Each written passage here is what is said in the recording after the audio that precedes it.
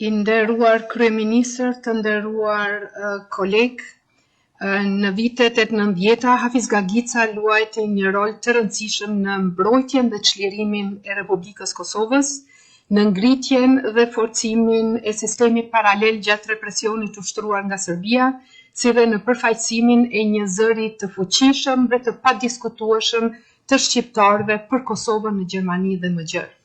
Për këtë angazhim, ai hoqi dorë nga një vend i sigurt pune në Gjermani për t'u përkushtuar plotësisht veprimtarisë politike, duke u kthyer në basin kryesor të aktivitetit të mërgatës së viteve të 90-ta. Në Gjermani, në Evropë dhe më tej, duke marrë përsipër rol kyç të lidhjes mes Prishtinës dhe partnerëve tanë ndërkombëtar. Gjatë viteve të 90-ta, si për presidentin Rugova, ashtu edhe për përfaqësues të tjerë përgjegjës të Republikës Kosovës, zyra në Königstrasse 54B në Stuttgart, faktikisht ishte qendra e dytë politike krahas Prishtinës dhe në drejtimin e Hafiz Gagicës shërbeu si pikë qendrore për logjistik, koordinim, kontakte politike dhe veprimtari të shumta të tjera. Një numër i madh udhëtimesh të presidentit Rugova dhe të delegacioneve të tjera në Gjermani, Zvicër, vende të tjera evropiane dhe në Shtetet e Bashkuara të Amerikës u organizuan nga kjo qendër në Stuttgart në udhëheqjen e tij. Hafiz Gagica pati gjithashtu rol vendimtar në organizimin dhe sigurimin e financimit të sistemit paralel të Republikës Kosovës, veçanërisht në fushat e arsimit, shëndetësisë si dhe të furnizimit ushqimor. Në këtë periudhë teje të vështirë, qindra mijëra shqiptarë përfituan mbështetje jetike fal organizimit të qëndrueshëm dhe angazhimit edhe personal të Hafiz Gagicës, si dhe shumë veprimtarëve të tjerë në Mërgat. Në Gjermani, ai inicoi dhe institucionalizoi kontakte intensive të Kosovës në vendin më të madh të Bashkimit Evropian dhe partnerin më të rëndësishëm evropian të NATO-s, me Bundestagun, qeverinë federale dhe mediat kryesore.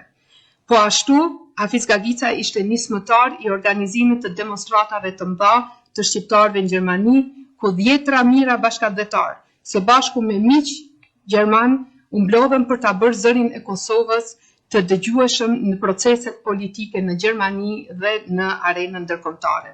Demonstrata më e madhe e organizuar ndonjëherë nga një organizatë jo gjermane në historinë e Republikës Federale Gjermanisë ishte tubimi në vitin 1998 në Bonn, ku morën pjesë mbi 100.000 pjesëmarrës, duke kërkuar qartë dhe fuqishëm lirinë për Kosovën dhe përfundimin e shtypjes sërbe.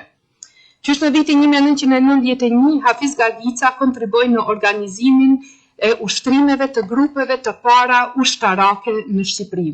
Figura të shquara dhe heronj të Kosovës, si Adem Jashari, Zahir Pajaziti, Sali Çekaj, ishin ndër ata që morën pjesë në këto përgatitje për mbrojtjen e Kosovës, të cilat vendosën themelet e ushtrisë çlirimtare të Kosovës.